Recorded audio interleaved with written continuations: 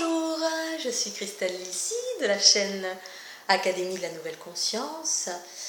Je vais vous parler aujourd'hui de l'ego, toujours et encore.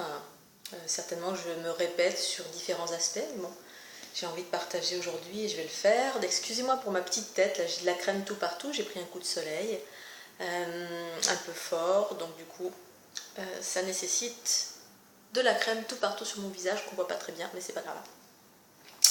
Alors, l'ego, un volet de l'ego, parce que évidemment c'est quelque chose qui évolue, ma conscience s'ouvre sur différents aspects de ce qu'est ou ce que peut être l'ego, à partir de ce que j'observe, tout en me répétant à chaque fois sur ce que je partage, voilà, c'est ma vérité, c'est ma conscience, il n'y a aucun jugement, c'est juste des observations, à partir de là où je suis.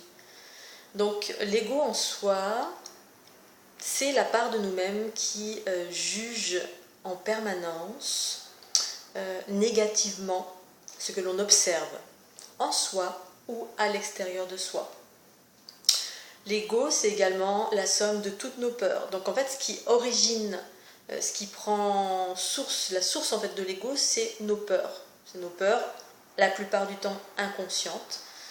Du coup, nos pensées, paroles, actions sont originées à partir de l'ego. C'est l'ego qui guide ces pensées, paroles, actions. L'ego, c'est la part de nous, donc du coup, qui est tout le temps en train de réagir dans la négativité sur une chose que l'on observe. L'ego, c'est la part de nous qui tente de faire plier l'autre à notre propre vérité, donc la vérité de l'ego en soi. C'est-à-dire que on est toujours en train d'observer une chose et dire que cette chose n'est pas bien et qu'on aurait dû faire comme ci, ou que la personne aurait dû faire comme ça, ou que c'est pas bien, ou que... Il y a toujours un aspect négatif. En fait, c'est tous les aspects négatifs qui fait que l'on s'accroche en permanence à des choses et on va tourner en boucle sur cette chose-là. Ça va faire perdre de l'énergie en soi, pour nous-mêmes et pour l'autre. Donc je refais cette petite vidéo parce que j'ai des expériences en ce moment, donc je suis en voyage à l'heure actuelle. Et donc j'ai rencontré une personne, ça faisait très très longtemps que je n'avais pas rencontré et dialogué avec quelqu'un qui était qui était très blessé, qui avait beaucoup d'ego, selon mes perceptions bien sûr, hein, ça reste toujours mes perceptions, et qui en fait cherchait à en permanence à remodeler ce que je disais et de me faire plier à sa vérité. Notamment un exemple précis pour faire comprendre mon expérience, mes expériences. C'est les individus qui viennent vous voir, souvent ils vous disent « Oui, mais ce que tu as dit là, c'est pas le bon mot.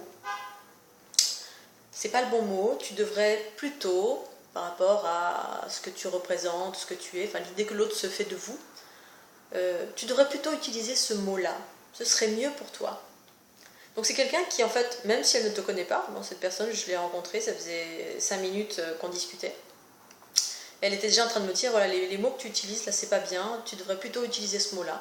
Donc ces personnes qui sont dans leur ego pensent à votre place en gros, en fait prennent une sorte de pouvoir sur vous, le pouvoir dans le sens où ils vous imposent leur réalité, et en vous disant que la vôtre n'est pas bonne. C'est-à-dire que là, ce que tu fais, ce que tu dis, ou ce que tu as écrit, bah, c'est pas bien. Tu devrais plutôt écrire comme ça, ou dire comme ça, ou faire comme ceci. Ou tu devrais, ce serait mieux pour toi.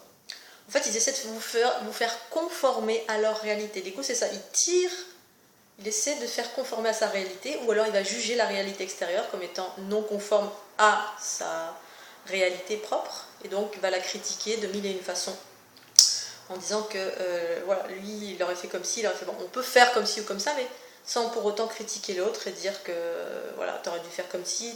C'est tout le temps les tu aurais dû, il faudrait, ce serait bon pour toi, etc. sans pour autant vous lui ayez demandé ou posé la question.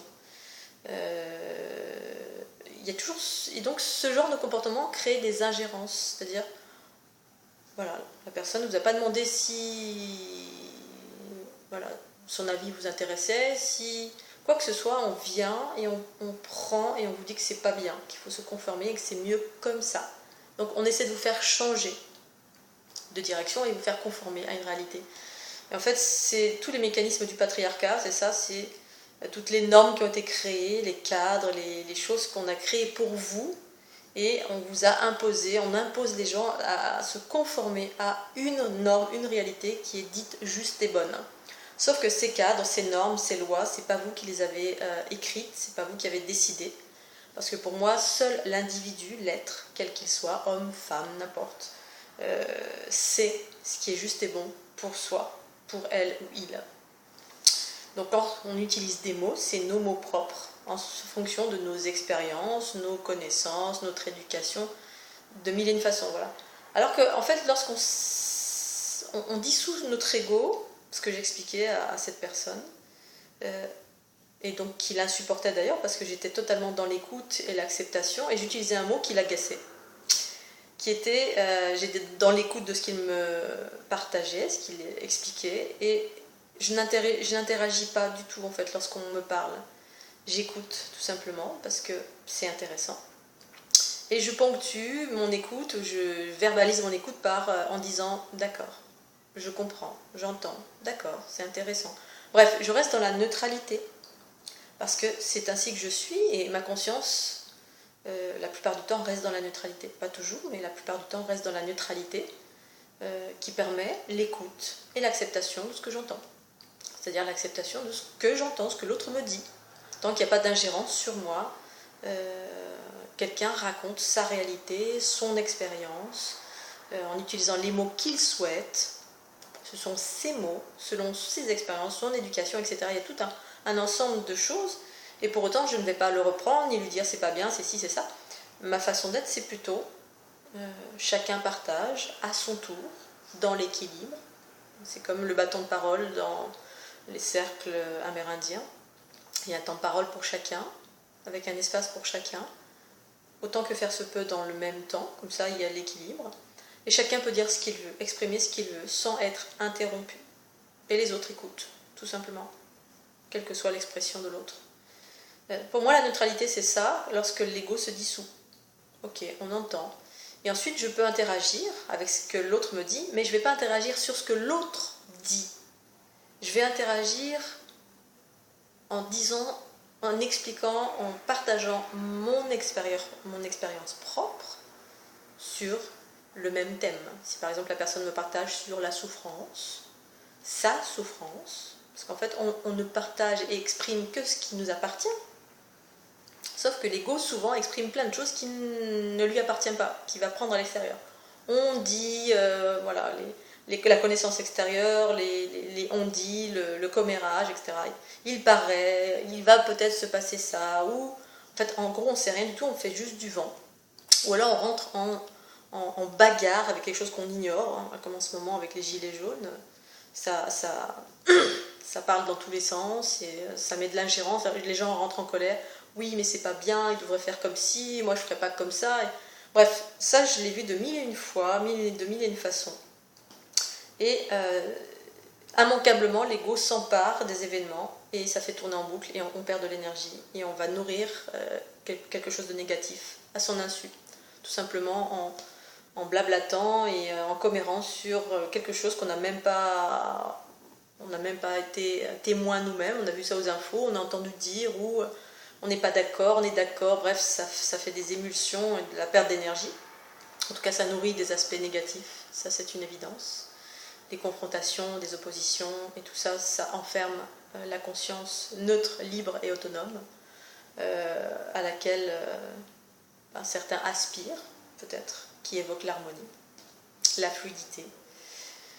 Et donc, moi j'interagis dans la neutralité, je vais partager mon expérience propre, j'ai vu ça, il s'est passé ça, ou là par rapport à cette personne, je vais lui donner mon point de vue, donc ma conscience, sur ce